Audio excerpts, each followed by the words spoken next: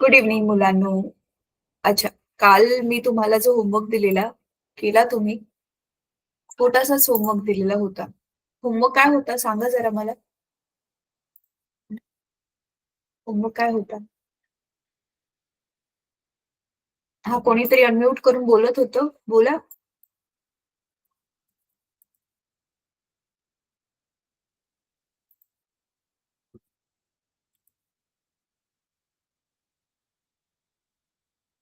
अच्छा, आपले किती धडे राहिलेत अजून? आपण अजून अर्ध्यावरच आहे. 3, 3, 6, 7 धडे आहेत. आपला 7वाच धडा अजून चालू आहे. बरं ठीक आहे, बघूयात. जसं होईल तसं करत जाऊ.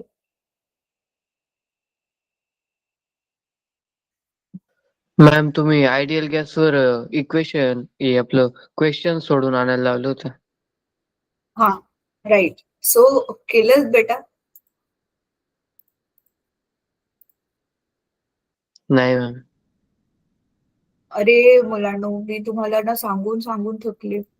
ओम, फक्त तुलाच असं नाही म्हणत आहे बेटा, ही सगळ्यांसाठी सांगते आणि आज लास्ट टाइम सांगते, जेणेकरून तुम्ही मोठी मुलं आहात. मला पण सारखं सारखं सांगायला नाही चांगलं वाटत.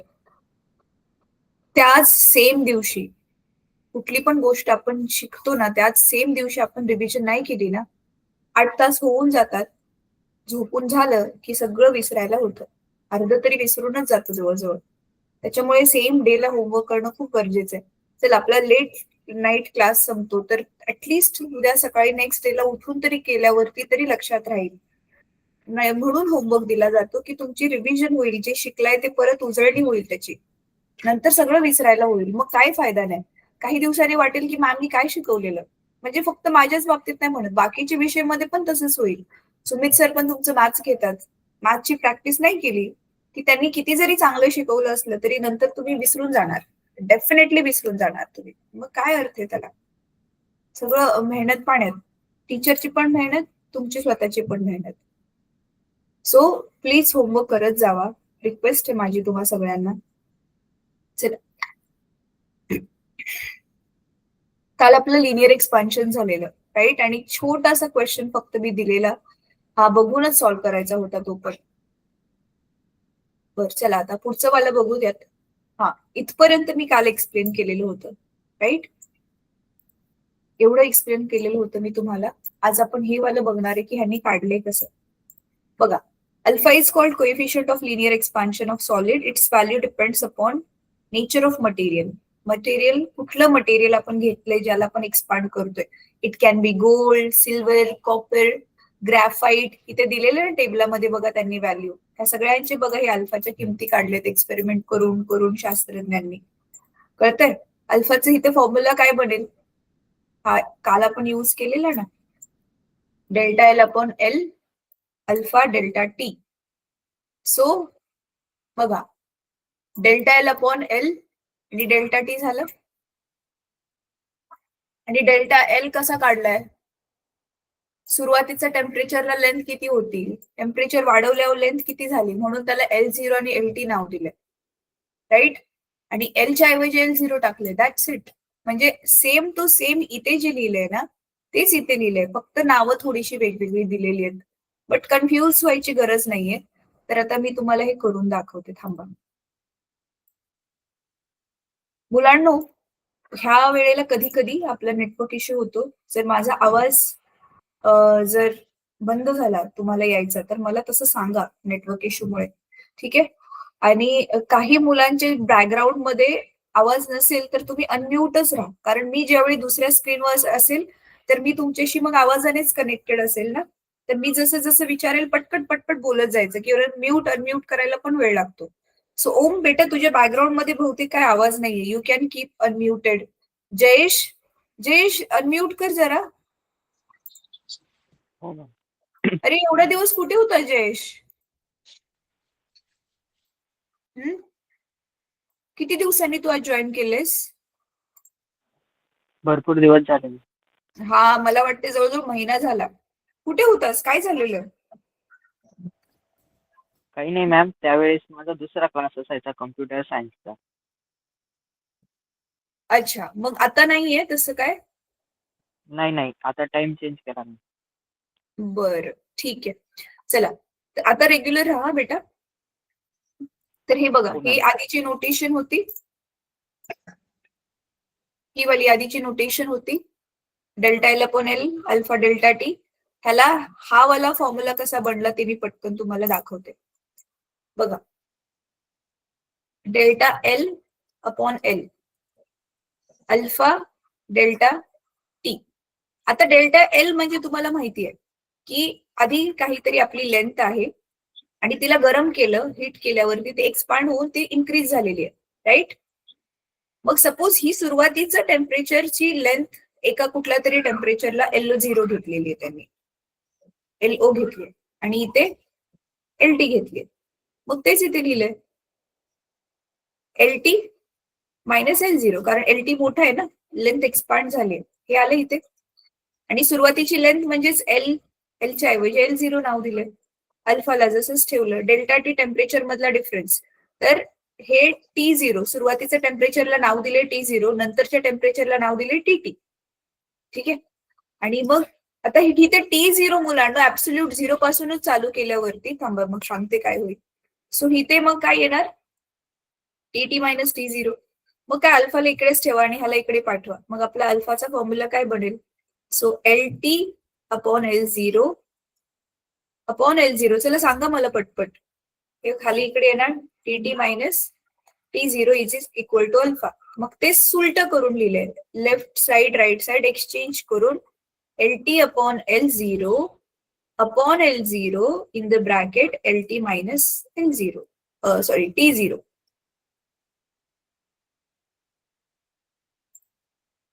सेम लिहिले, दिसते सेम आलं आपलं. LT L0 T minus T0. अच्छा, TTच्या ऐवजी त्यांनी नुसतं T घेतले. ठीक आहे. So delta L you know change in the length, delta T rise in the temperature, कितीपासून कितीपर्यंत ते राईज झालं म्हणजे वाढलं. ठीक आहे. देन आता इथे पुढे काय बघितलं सांगितलंय, हे बघा इथे काय सांगितलेलं आहे की referring to equation 7.11 if L0 is equal to 1, L0 is equal to 1 म्हणजे आपण लेंथ मध्ये सुरुवातीची लेंथ किती घेतो, 1 मीटर घेतोय. 1 मीटर असू शकते, 1 सेंटीमीटर असू शकते, पण व्हॅल्यू 1 घेतोय, त्याची न्यूमेरिकल व्हॅल्यू, नंबर व्हॅल्यू 1 घेतोय. आणि टेम्परेचर आपण समजा 1नेच वाढवतोय, मग काय तीच व्हॅल्यू इथे ठेवायची. तर मग हे बघा, L0च्या ऐवजी 1 ठेवायचे सांगितले सुरुवातीची लेंथ. इथे LT किती होणार आहे माहिती नाही, पण सुरुवातीची लेंथ आपण 1 घेतलीये. आणि इथे राईज इन टेम्परेचर, दोघांमधला फरक ते पण 1च झालंय. सो फायनल आन्सर काय आलं, LT मायनस 1. तेच आन्सर इथे पण लिहिले बघा, दिसते. LT मायनस ऍक्च्युली L0 इथे 1 दिलंय ना, तर त्यांनी 1 सबस्टिट्यूट नाही केलं. 1 सबस्टिट्यूट केलं तर सेमच आन्सर येईल आपल्याला. इझी इझी मुलांना. हो मॅम. ठीक आहे. So coefficient of linear expansion of solid is thus defined as increase in length per unit original length. बघा, increase in length per unit original length. Unit original length म्हणजे 1 length, unit original length.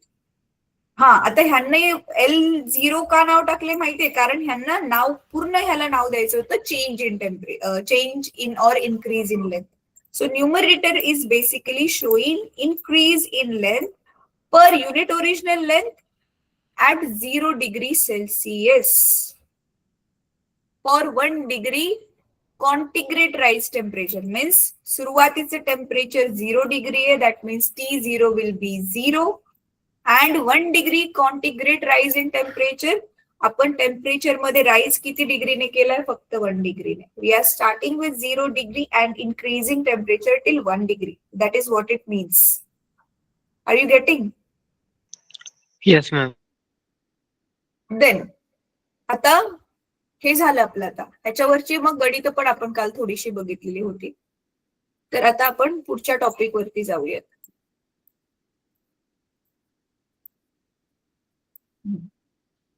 तर पुढचा topic काय आहे ते, areal expansion.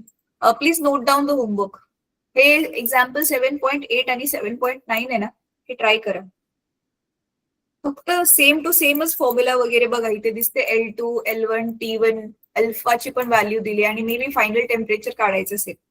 Find the temperature at which length of the rod increases. Yes, final temperature T काढायचे इथे.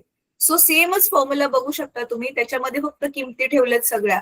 T ची किंमत फक्त काढायची होती, तेच T2 काढायचं होतं, T1 ऑलरेडी दिलेलं होतं आणि कॅल्क्युलेशन्स फक्त केलेत त्यांनी, अजून काहीच नाही केलं. अशी गणित सिमिलर तुम्ही आधी पण सोडवलेली आहेत की फॉर्म्युलामध्ये सगळ्या किंमत दिलेत, एकच किंमत मिसिंग आहे, ती फाइंड आउट करायची. So solve these two example, 7.8 आणि हे 7.9. Solve it in the notebook and त्याचे फोटोज आपल्या ग्रुपमध्ये टाका. ठीक आहे. आता aerial expansion. Now what is mean by aerial? Actually एरियलचा अर्थ इथे बघा मुलांनो, AREAL आहे, म्हणजे एरियाचं एरियल बनवलंय. एरिया म्हणजे एरियल म्हणजे ते हवेवालं नाही. ऐकल्यावर वाटेल की अरे हवेमध्ये कसलं एक्सपान्शन होते. So it's not that. एरियाचं एक्सपान्शन होतंय. आधी फक्त लेंथचं एक्सपान्शन झालं, आता एरियाचं एक्सपान्शन होतंय. से फॉर एक्झाम्पल, आता हे माझ्याकडे कार्ड आहे ना, ह्याची जाडी जवळजवळ नाकारल्या एवढीच आहे, म्हणजे दिस इज 2 डायमेन्शनल. ह्याला एक लेंथ आहे, ह्याला एक हाईट आहे, किंवा असं पकडलं तर ठीक आहे. आता काय करतो आपण, 2 डायमेन्शन मध्ये ह्याला वाढवतोय. लेंथ पण वाढते त्याची, हाईट पण वाढते त्याची. ठीक आहे. सो एरियल एक्सपान्शन दोन्ही असं वाढते, चारी बाजूनी वाढते, ते लेंथ पण वाढते, हाईट पण वाढते. So you can C over here, आतमधला जो छोटा बॉक्स आहे तो वाढून आता मोठा झालाय आणि बाहेरची व्हाईट बाउंड्री तुम्ही बघू शकता, म्हणजे व्हाईट पोर्शन वाढलेला तो बघू शकता तुम्ही.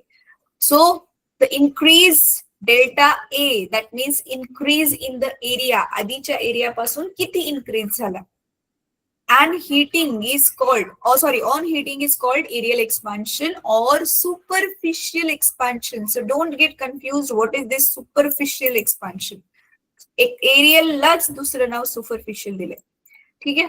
सो अगेन दिसतोय तुम्हाला सिमिलर पॅटर्न. इथे लेंथ मध्ये किती बदल झालाय ओरिजिनल लेंथच्या कंपॅरिझन मध्ये with respect to temperature. Same way एरियामध्ये किती बदल झालाय as compared to original area with respect to temperature. So ह्याचे फॉर्म्युला जर तुम्ही पाठ करायला गेला तर इझी फॉर्म्युलाज आहेत. आपण धडा झाल्यावरती तुम्हाला मी सांगेल हे, की धडा पूर्ण झाला की नवीन फ्रेश पानावरती नुसतं वरती नाव लिहायचं formulae is the plural form of formula, आणि त्याच्यामध्ये मग एक एक 2 1 2 3 4 असं करून सगळे त्या धड्यातले फॉर्म्युलाज लिहून काढायचे. गणित सोडवताना फॉर्म्युलाची लिस्ट एकदा उघडून बघितली की लगेच समजते की कुठला फॉर्म्युला कुठे युज करायचा. ठीक आहे. सो आता इथे काय तेच सगळं एक्सप्लेन केलंय की ओरिजिनली त्याचा एरिया काहीतरी होता, त्याला हीट केलं, एरिया वाढला, मग किती टेम्परेचरला किती एरिया वाढला. सो बघ आता आपल्याला ना हे सगळं परत एकदा बघत बसायची गरज पण नाहीये. मगाशी आपण लेंथ साठी केलं, सेम टू सेम आता आपल्याला एरियासाठी पण करायचंय. इथे दिसते तुम्हाला 80/A0 आलंय न्यूमेरिकली, तसं आपलं इथे काय आलेलं होतं, हे LT/L0 आलेलं होतं, त्याच्याऐवजी आता 80/A0 आलंय. एल ला ए ने रिप्लेस केलं. एल वॉज लेंथ, नाव ए इज एरिया, राईट.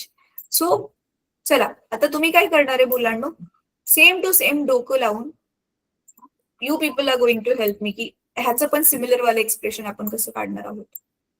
चला सांगा पटकन मला, 1 by 1 कुठे कुठे मी काय काय लिहू सांगत जाऊ. आता एकदा ट्रिक समजली की बाकी सगळं आपण स्वतःच डोकं लावून बनवू शकतो. So basically this is delta A upon A is equal to beta delta T. सांगा आता सुरुवातीचं एरिया सपोज काय घेतलेलं आहे, आता त्यांनी सुरुवातीचा एरिया आहे A0, परत एरिया चेंज होऊन बनला AT. सेम वे सुरुवातीचं टेम्परेचर आहे T0, नंतर टेम्परेचर वाढून झाले T. टेल मी आता व्हॅल्यूज इथे ठेवायचे. मग वरती काय लिहू, डेल्टा ए म्हणजे काय करायचे, AT minus A0. Yes, AT minus A0, that is change in area. हा, खाली ओरिजिनल एरिया काय आहे आता आपला A0 है ना, ओरिजिनल एरिया आधीचा area ray A0. Beta as it is. Delta T ला काय लिहू, T minus T0. Yes absolutely. आणि आता हे इकडे घालवायचं आपल्याला, बीटाची किंमत पाहिजे. अच्छा, मी आधी घालवायच्या आधी ना साइड एक्सचेंज करते. So beta T minus T0 is equal to AT minus A0 upon A0. ठीक आहे. अच्छा, मग आता हे तिकडे घालवणार, AT minus A0 upon A0 आणि इथे T मायनस T0. तर मगाशी पण जसं सांगितलं, टेम्परेचर T0 आपण सुरुवातीचं किती घेतोय, 0 डिग्री सेल्सिअस, आणि टेम्परेचरला फायनल टेम्परेचर कितीने वाढवतोय, फक्त 1 डिग्री सेल्सिअसने वाढवतोय. आणि सुरुवातीचा एरिया आपण 1 युनिट घेणार आहे. 1 unit means either it can be 1 metre square, 1 centimetre square, पण त्याची व्हॅल्यू 1 आहे. पण ही व्हॅल्यू 1 आपण फक्त खालीच सबस्टिट्यूट करणार आहे. मग बीटा मध्ये वरची बाजू तशीच राहिली, AT मायनस A0, खाली A0 च्या ऐवजी 1 ठेवलं, आणि राईज इन टेम्परेचर पण 1 आहे. म्हणून बघा, ह्याच्यावरून जा आता आपण डेफिनेशन स्वतः बनवायची. मग अशी काय होतं, कोइफिशियंट ऑफ लिनियर एक्सपान्शन. आता इथे दिसते तुम्हाला, ह्याची पण डेफिनेशन मगाशी बनवलेली तशीच बनवली असेल, सेम टू सेम भाषा. फिजिक्स मध्ये पण ना मुलांनो, टेक्निकल गोष्टीला सेम टू सेम असतात. एकदा फिजिक्स इंग्लिश आणि नॉर्मल आपलं बोलतानाच इंग्लिश खूप फरक आहे. फिजिक्स मधलं इंग्लिश एकदा टेक्निक समजली ना, लगेच आन्सर लिहायला तुम्हाला सोपं जाईल. ठीक आहे. इथे ग्रामरचा रूल आणि असंच नाही वापरायचं आणि असंच प्रोनाऊन्सिएशन वगैरे पाहिजे, एवढं काय हार्ड अँड फास्ट नसतं. तर आता दिसते मुलांनो, coefficient of areal expansion of a solid is defined as increase in area. Increase in area म्हणजे आपला न्यूमरेटर पर युनिट एरिया, बरोबर दिसते. खाली 1 युनिट एरिया घेतला आपण, बघा, increase in area per unit original area at 0 degree Celsius for 1 degree rise in temperature. At 0 degree Celsius or 1 degree rise in temperature. म्हणजे आपण फॉर्म्युलाच्या फॉर्म मध्ये जे लिहिले त्याला त्यांनी वर्ड्स मध्ये, डेफिनेशन मध्ये सांगितले. आता 1 डिग्री राईज इन टेम्परेचर, इथे पण बघा 1 degree centigrade rise in temperature. आता हे सेंटीग्रेडचं सीचं सेंटीग्रेड शब्द दिलाय, हा गाळला तरी पण चालेल. इथे पण सेम टू सेम बघा, लास्ट तुम्ही बघितलं ना, at 0 degree Celsius for 1 degree rise in temperature.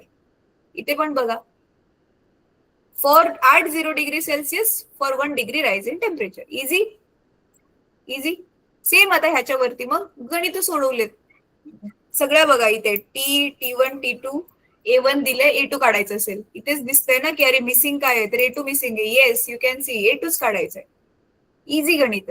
आता व्हॉल्यूम वाला पण बघा, आता व्हॉल्यूम वाला तुम्ही मला हेल्प करायचे. व्हॉल्यूम साठी पण एक्झॅक्टली सेम.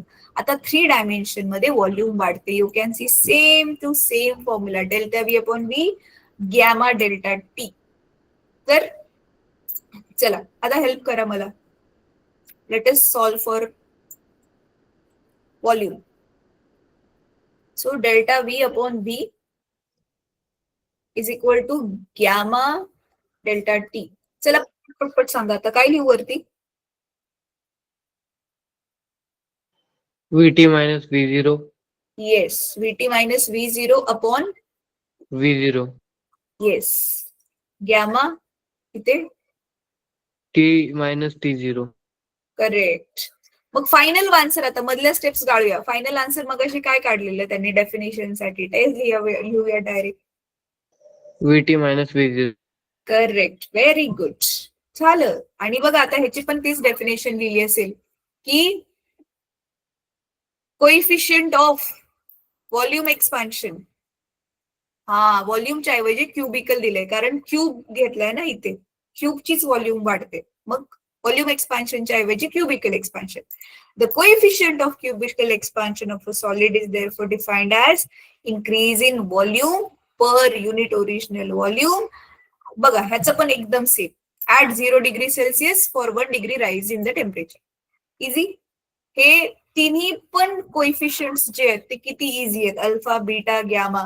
सेम वे आता ह्याच्यावरती पण त्यांनी व्हॉल्यूमचं वेगवेगळं, यू कॅन सी इथे V1 दिलंय, T1 दिलंय, T2 दिलंय, गॅमाचं सूत्र घेतलंय आणि काढायचं काय आहे, अच्छा इथे गॅमाचं लिक्विड आणि ग्लासचं किती ते दिले. अच्छा मे बी इथे कम्पेअर करून काढायचंय. ग्लासचं काढलंय, परत लिक्विडचं काढलंय, आणि मग increase in volume of liquid which overflow. अच्छा, दोघांची वेगवेगळी काढून मग त्याला कम्पेअर करून हे आन्सर काढलेलं आहे. सो ट्राय दिस क्वेश्चन, हा वाला पण क्वेश्चन ट्राय करा. सो नोट करा मुलांनो, काय काय सॉल्व्ह करायचंय ऍज अ न्यूमेरिकल. ही गणितं सोडवली ना तुम्हाला स्वतःच मजा येईल. 15-20 मिनिटं गणितं सोडवली की ह्या तिन्ही पण कॉन्सेप्ट डोक्यामध्ये crystal clear. How to calculate coefficient of linear expansion, then areal expansion, and then this cubical expansion, alpha, beta, gamma. So 7.8 mark, 7.8, 7.9, 7.10 आणि हे वालं 7.11. ही गणितं सोडवायची, ठीक आहे. 8, 9, 10, 11 चारच गणित आहेत फक्त. आता इथे बघा ह्याची पण व्हॅल्यू दिलेली आहे, दिसते तुम्हाला? गॅमाची व्हॅल्यू दिलेली आहे सगळ्यासाठी, की कितीने वाढलं ते दिसते. हा पण ह्याचं एक युनिट आहे मुलांनो, ते दिसते तुम्हाला, k⁻⁻1. बीटाचं पण इथे दिलं असेल. अच्छा, अल्फा दिलंय, बीटाचा टेबल नाही दिलाय ह्यांनी. नाही, बीटाचा टेबल नाही दिलाय त्यांनी. ठीक आहे, असेल काहीतरी reason. May be beta is for volume. Mostly ते ह्याची चेंज होते ना, फ्लुइड्स एकतर लिक्विड फॉर्म मध्ये असते किंवा गॅस फॉर्म मध्ये असल्यावर त्याची व्हॉल्यूम ती चेंज होते. तर एक एक व्हॉल्यूम घेऊन, एक क्युबिक वाली व्हॉल्यूम घेऊन त्याला चेंज करणं. नाही, बीटा तर ह्याचं बोलतोय ना, एरिया. हा, एरिया इज 2 डायमेन्शनल. मग 2 डायमेन्शनल, मग ते कट करून करून वेगवेगळे मटेरियल घेऊन त्यांना हिट करून मग त्याचं ते काढावं लागेल. तर मे बी पुस्तकात नाही दिले, पण इंटरनेटवर ते तुम्हाला मिळून जाईल की बीटाची व्हॅल्यूज गोल्ड साठी किती, गोल्ड फॉईल घेतली आपण, सिल्वर फॉईल घेतली आपण, तर त्याच्यासाठी किती ते मिळून जाईल. ठीक आहे. Am I missing it? नाही, नाहीच दिले. ठीक आहे, आता पुढे. आता तिघांमधले रिलेशन बघा. Relation between coefficients of expansion. तर पहिलं रिलेशन आहे आपलं अल्फा आणि बीटा मधलं. तर बीटा आणि अल्फा उलट दिले, पण बीटा म्हणा अल्फा म्हणा सेमच आहे दोघांमधलं रिलेशन. आता काय दिलेलं आहे बघा, हे कसं काढणार आपण. Consider a square plate of line of side square plate. L0 त्याची साईड आहे आणि 0 डिग्रीला आहे ती, आणि नंतर मग तिची लेंथ वाढून काय बनली, LT बनली, T0 सेंटीग्रेडला, डिग्री सेल्सिअसला, सॉरी. मग हे आता यू माइट बी थिंकिंग, अरे बापरे हे कुठून आलं. सांगते मी हे कुठून आलं. सेम वे आता एरियाचं पण कन्सिडर करून, आता एरिया A0 होणार L0 स्क्वेअर, आणि T0 साठी, T डिग्री सेल्सिअस साठी एरिया, अच्छा तो सबस्टिट्यूट नाही केलाय त्यांनी, अच्छा दिलाय. AT होणार LT square. Yes, that is also given. मग हे आन्सर आलं.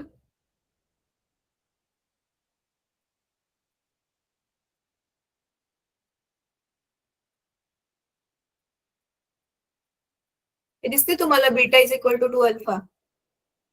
हे इथून सुरुवात केलीये आणि सोडवत सोडवत ते इथपर्यंत पोहोचलेत. हा अल्फा आणि बीटा मधला रिलेशन आहे. आता आय नो की हे नुसतं गो थ्रू केल्यावर काहीच कळलं नसेल. ओम, तुला कळलं हे काय केलंय? हो मॅम. कळलं काय केलंय सांग बर. कोणते, LTचं का? नाही, हे बघ, इथून त्यांनी सुरुवात केलेली, आपल्याला अल्फा आणि बीटा मधलं रिलेशन काढायचंय. तर हे सुरुवात करून ह्या मधल्या स्टेप्स मध्ये काय काय करून हे फायनल आन्सर ह्यांच्याकडे beta is equal to alpha कसं आलं, हे काय कळलं का तुला? हे केलंय तू आधी ह्यापूर्वी, सॉल्व्ह केलंय तू ह्यापूर्वी? मॅम सॉल्व तर नाही केलं, पण मग थोडंफार समजलं तुला थोडंफार? बर, चालेल, चल आपण सॉल्व्ह करूया. आता आपण ना सॉल्व्ह करून बघायचं, इझी आहे. नुसतं मॅथ्स कॅल्क्युलस त्यांनी केलेलं, अजून काहीच नाही केलेलं आहे. आपल्याकडे 2 वेगवेगळ्या इक्वेशन होत्या की नाही. अल्फाचा आपला फॉर्म्युला बघा काय आलेला होता, अल्फाचा काय फॉर्म्युला आलेला आपला original? LT minus L0 upon L0 T minus T0 हे आलेलं होतं अल्फाचं. हे आलेलं होतं अल्फाचं, हो की नाही? हो मॅम. ठीक आहे. बीटाचं काय आलेलं होतं?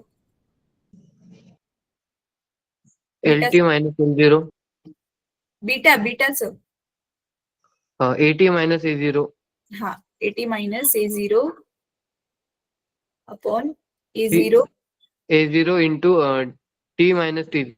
करेक्ट. हे आलेलं होतं. आता आपल्याला हो. काय करायचंय, ह्या दोघांमध्ये एकमेकांचा काय संबंध आहे ते काढायचंय ना. अच्छा, असं केलं आपण तर पुस्तकामध्ये दिले तसं पण करू शकतो, पण मला असं वाटतं की मी आता माझं जे डोकं चाललंय ट्राय करून बघूया मुलांना. हा, हे दोघांमध्ये हे सेम सेम दिसते, हे दोघांमध्ये सेम सेम हो. है ना. तर मी काय करते बघा, ह्याला मी इकडे आणते, लेफ्टला आणते. T minus T0 is equal to LT minus L0. इथे L0 ऍज इट इज, आणि हे अल्फा वरती आहे तर इकडे आलं, खाली इथे आलं. आणि सेम टू सेम इथे पण मग T minus T0 is equal to AT minus A0 upon इथे A0 ऍज इट इज आणि इकडे बीटा. ठीक आहे. आता ह्याला सध्या असंच ठेवूया, LT minus L0 upon L0 into alpha T minus T0. आता इथे आपण काय करणार आहे माहितीये, काय म्हंटलंय, स्क्वेअर शीट म्हटलीये की नाही.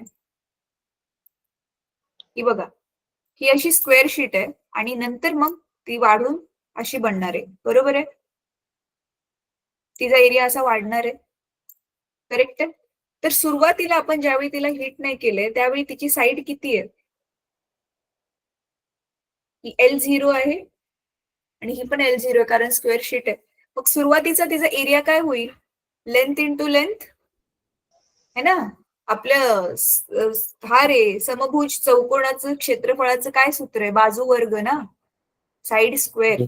म्हणजे सुरुवातीचा एरिया तिचा किती असेल, हा वाला एरिया, मधला एरिया किती असेल तिचा, A0. हा, A0 किती असेल, L0 चा स्क्वेअर. सेम वे हा बाहेरचा एरिया किती असेल, AT किती असेल, LT चा स्क्वेअर है ना. बाहेरची बाजू आपण किती घेतलीये, LT घेतलीये. मग हे A0 आणि AT ची किंमत इथे सबस्टिट्यूट करूया. तर बघा, AT किती आहे, LT चा स्क्वेअर. हा किती आहे मुलांना, A0 किती आहे, LT चा स्क्वेअर. L0 चा स्क्वेअर है ना. A0 किती आहे, L0 चा स्क्वेअर. येस. आणि हे बीटा ऍज इट इज. मग काय, तुम्ही ऑलरेडी हे गणितामध्ये एवढ्या दिवसापासून शिकत आलाय. दोन्ही बाजू लेफ्ट हँड साइड दोघी इक्वेशन मध्ये, ही इक्वेशन समजा एक म्हणली आपण, ही इक्वेशन म्हटली समजा दोन म्हटली, तर दोन्ही बाईज लेफ्ट साइड सेम असल्या का can we right side as equal. म्हणून मग आपण काय लिहिणार, फ्रॉम इक्वेशन 1 and 2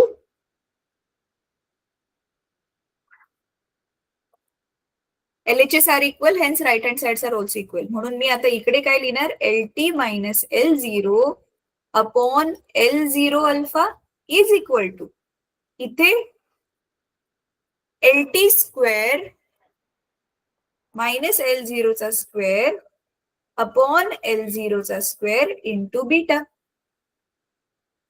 बरोबर आहे. मग पुढे आता काय सोडवायचं, तर पुढचं तर डोकं चाललंच असेल तुमचं. पुढे इथे काय करणार, कुठला रूल यूज करणार आपण. इथे तर बघा, एक L0 L0 कट झाला, इथे नुसतं राहिला L0, right. Ma'am LT square minus L0 square ला आपण L minus L0 into L plus L0 लिहू शकतो. हा, येस. इथे येणार LT मायनस L0 आणि इकडे काय येणार, LT L plus LT plus L0 upon L0 beta. Into beta. मग हे कट झालं, बरोबर आहे. हे हो. कट झालं आणि मग इथे आपल्याकडे राहिलं हे इकडे घेऊयात आपण. बरं ठीक आहे, थांबा. 1/अल्फा is equal to LT plus L0 upon L0 beta.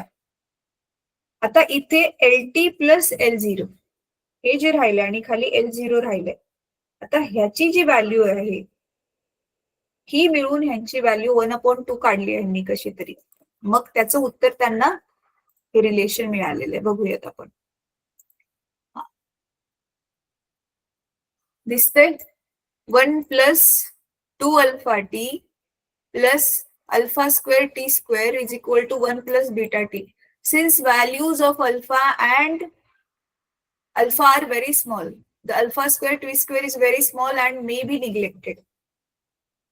अच्छा, ह्यांनी अल्फा इंटू टी तिथे डिनॉमिनेटर मध्ये जे इक्वेट करायचं होते ते त्यांनी मल्टिप्लाय करून अल्फा खूप छोटे छोटे म्हणून त्यांनी टर्म्सच इथे निग्लेक्ट केले.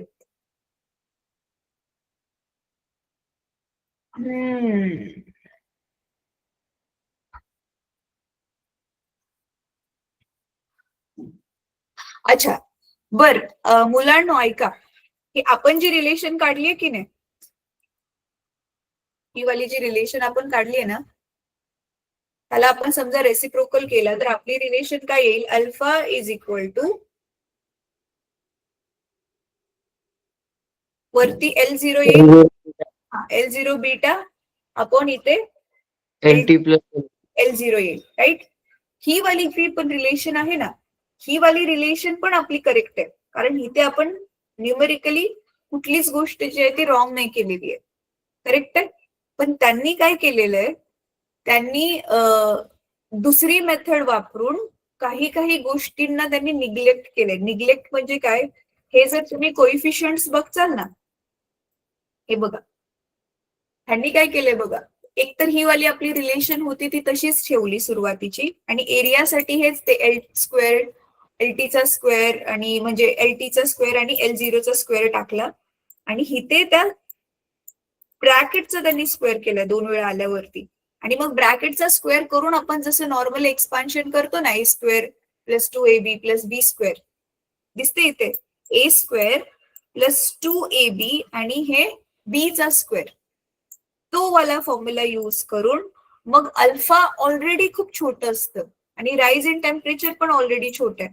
मग छोट्या छोट्या क्वांटिटीला मल्टिप्लाय केल्यावर अजून जास्त छोटी क्वांटिटी येते ना. से फॉर एक्झाम्पल 0.1 इंटू 0.1, मग 0.01 येतं. अजून छोटं झालं ते प्रोडक्ट छोटा होतो डेसिमल्सचा, म्हणून त्याला निग्लेक्ट जर त्यांनी केलं तर मग त्यांच्याकडे बघा काय आन्सर आलं. हे 1 तर दोन्ही बाजूला कॅन्सल झालं, सबट्रॅक्ट झालं, आणि आन्सर इथे हे पण गेलं. मग इथे आन्सर त्यांच्याकडे राहत होतं 2 α t is equal to beta T. मग टी कॅन्सल होऊन इकडे नुसता बीटा उरला आणि इकडे नुसता 2 α उरला. So this is another relation they have found. तर ह्या दोघांमधला हा त्यांनी काय काढलेला आहे? रिलेशन काढलेलं आहे. अच्छा, आता मी एक काम करूया का, मला तुम्ही सांगा, यू वॉन्ट की मी ह्याला पण सॉल्व्ह करू? हे कसं आलंय हे पण एक्सप्लेन करायची गरज आहे की तुम्ही ट्राय करचाल? मला सांगा.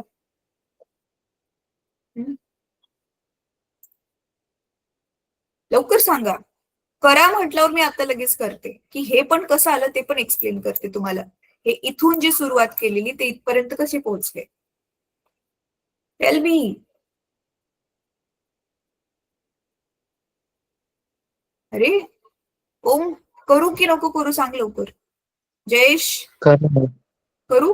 हा ठीक आहे, चला करूयात. हे वाला पण करून बघूयात.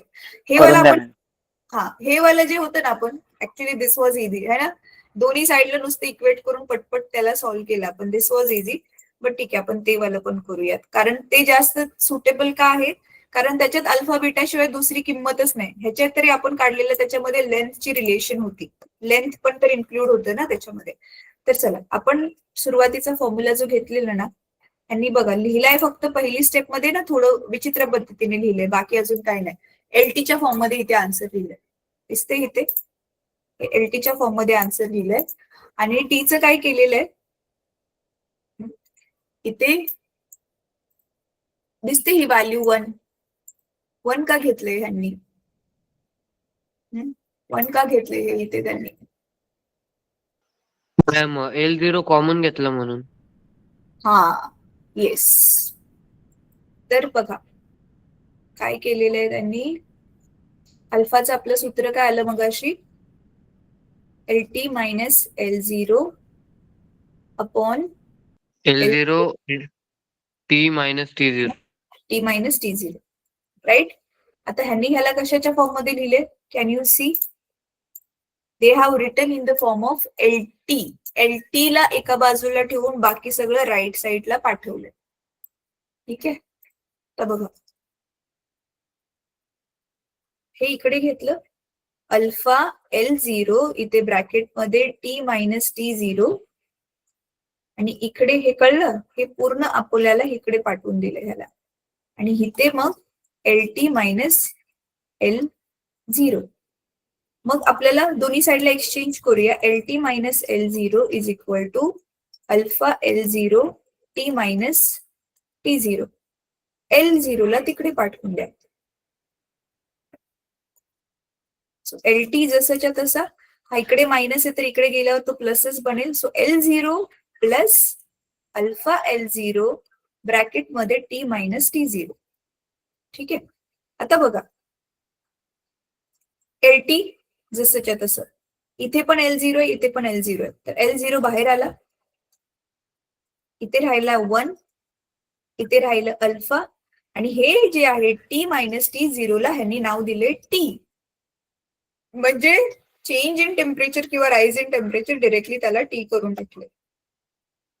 सेम आलं, LT is equal to L0 bracket मध्ये 1 प्लस अल्फा T. दिसते, LT is equal to L0 bracket मध्ये 1 प्लस अल्फा T. सेम आलं, सेम आलं. हो मॅम. ठीक आहे. सेम वे ETच्या फॉर्म मध्ये लिहिले, हे दिसते तुम्हाला. इथे अल्फा अल्फा घेतलंय त्यांनी पण. हे बघा, AT A0 A alpha T. तर तुम्हाला वाटत असेल नक्की हे केलंय तरी काय. सगळ्या दोन्ही बाजूंना त्यांनी स्क्वेअर केलाय. दोन्ही बाजूंचा स्क्वेअर केल्यावर काय होईल मुलांना, LTचा स्क्वेअर, L0चा पण स्क्वेअर, आणि इथे 1 प्लस अल्फा T ब्रॅकेटचा पण स्क्वेअर बनेल ना. कॅन यू सी, दिसते, इथे पण स्क्वेअर, इथे पण स्क्वेअर, इथे पण स्क्वेअर. इथे लिहिले नाहीये त्यांनी स्क्वेअरिंग बोथ द साइड्स वगैरे लिहिलेलं नाहीये. पण आताच मी मगाशी एक्सप्लेन केलं, LTचा स्क्वेअर ऍक्च्युअल मध्ये आपला काय आहे, एरिया आहे. मग तो बनणार AT. LT स्क्वेअरच्या ऐवजी AT लिहिलं, L0 स्क्वेअरच्या ऐवजी A0 लिहिलं, कळते. आणि इकडे आलं 1 plus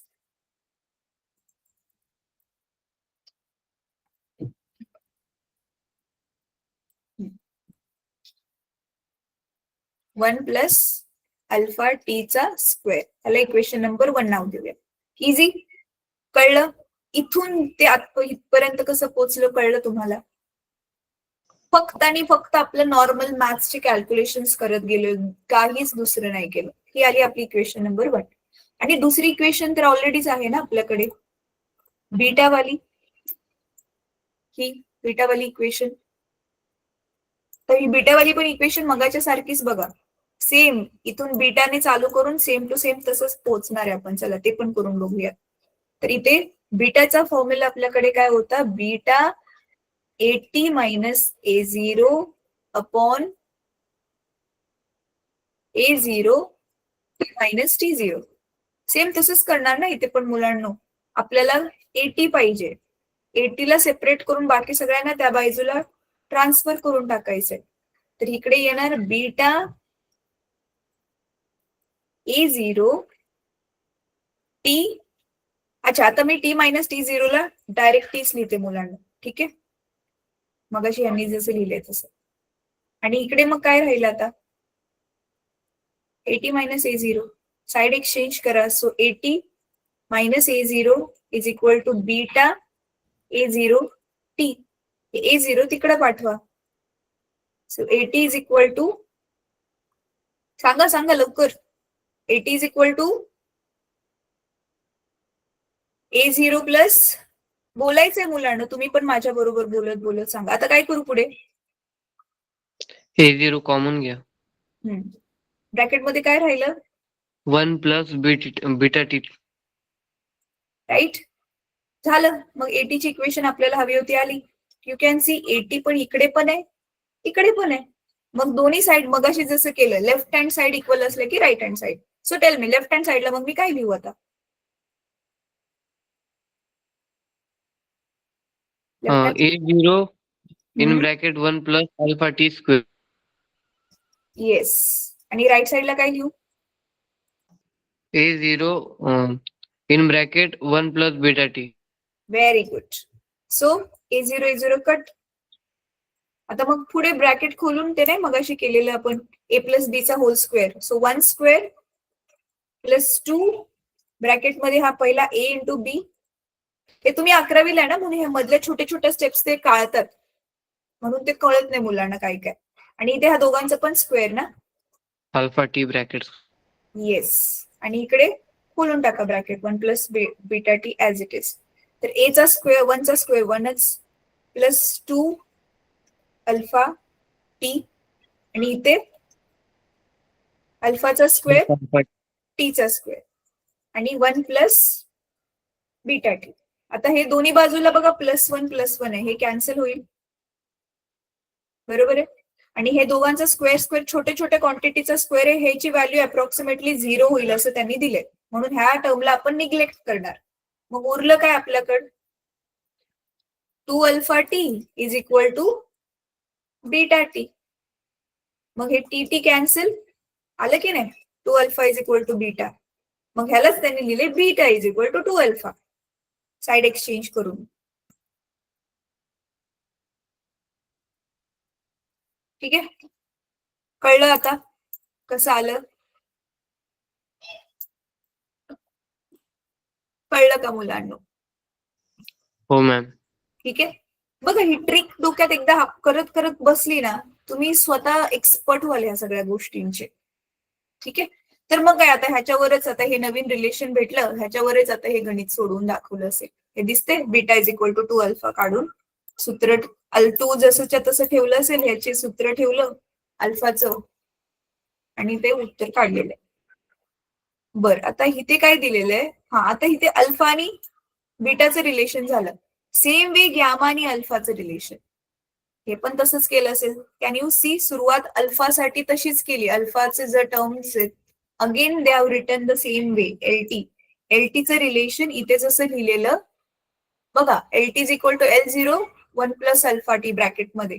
same way LT is equal to L0 ब्रॅकेटमध्ये 1 plus alpha T, same to same लिहिलं. व्हॉल्यूमसाठी मगाशी एरियासाठी केलेलं तसंच आता व्हॉल्यूमसाठी पण केलं. इथे ह्याचाच क्यूब केला बघा, कारण व्हॉल्यूम मध्ये लेंथ इंटू लेंथ असते ना, आपण क्यूब घेतोय, तिन्ही साइड सेम आहेत. तसं व्हॉल्यूमचं सूत्र काय असतं? लांबी गुणिले रुंदी गुणिले उंची, बरोबर आहे. पण घन असेल, घणाचं घन, त्याचं काय असतं सूत्र? क्यूब करतो ना आपण त्याला, पॉवर 3 घेतो. सो अगेन ह्या इक्वेशनचा इथे क्यूब केला, आणि मग क्यूब म्हणजेच व्हॉल्यूम असते, तर त्याला VT, आणि इथे L0 क्यूबच्या ऐवजी V0, आणि ह्याला इक्वेशनचं नाव सोडून दिलं. मग गॅमासाठी ऑलरेडी जी आपल्याकडे इक्वेशन आलेली ती लिहिली, आणि सेम टू सेम मग आता दोन्ही इक्वेशनला इक्वेट केले. Can you see cube over here? आणि मग ते क्यूबचा फॉर्म्युला आपला होता, आठवतंय तुम्हाला? हा, चला मला क्यूब फॉर्म्युला सांगा. A plus B the whole bracket cube, त्याचा फॉर्म्युला काय आहे?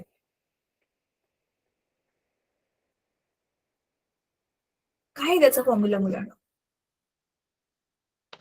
Alpha plus beta. नाही, साधा फॉर्म्युला विचारते मी, थांब. हे बघ, हा आपला फॉर्म्युला आहे की नाही, A प्लस बी चा घन, ह्याचा आन्सर काय आहे? A minus B in bracket नंतरून A plus A B plus A square plus AB plus बी.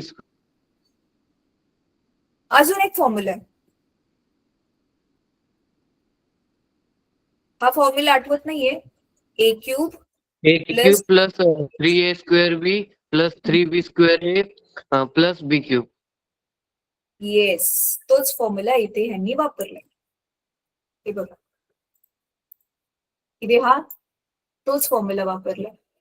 आणि मग इथे पण स्क्वेअर आहे, इथे तर क्यूब आहे, म्हणून हे दोन टर्म्स यांनी निग्लेक्ट केले, इग्नोर केले, की हे 1 1 तर कॅन्सलच होणार आहे. So we are left with 3 alpha T आणि gamma T. So answer we got gamma is equal to 3 alpha. Easy easy. Yes ma'am. हो मॅम. ठीक आहे. तर मग आता ह्या तिन्ही रिलेशनला आपसात जोडले.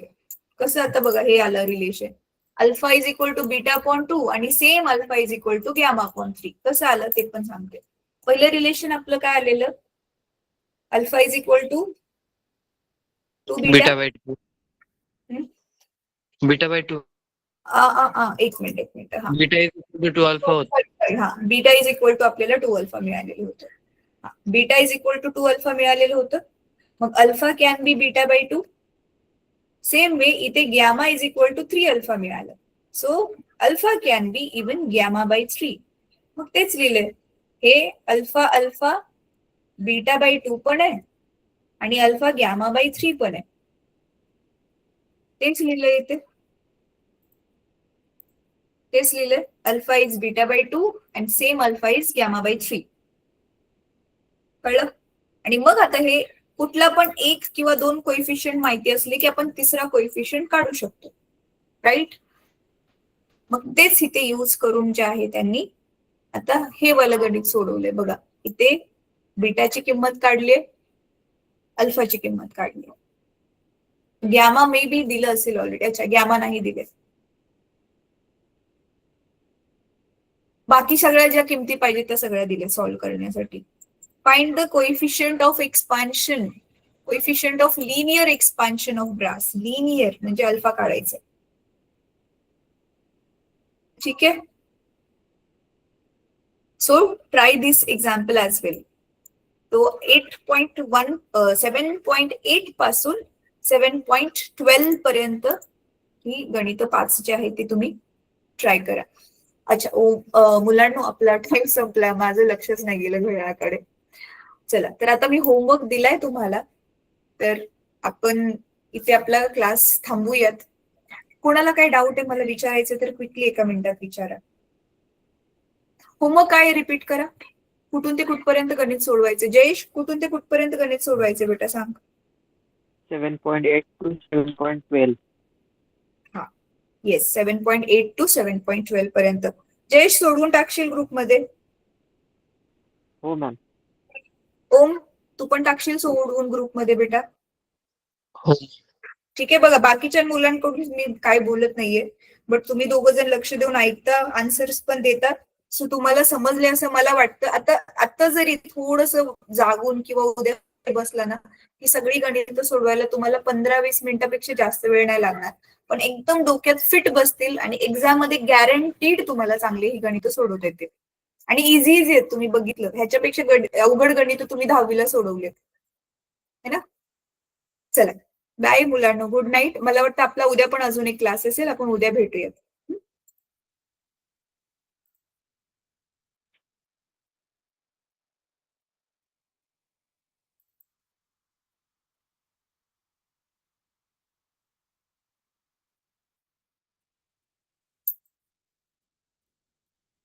रेकॉर्डिंग स्टॉप का होत नाहीये?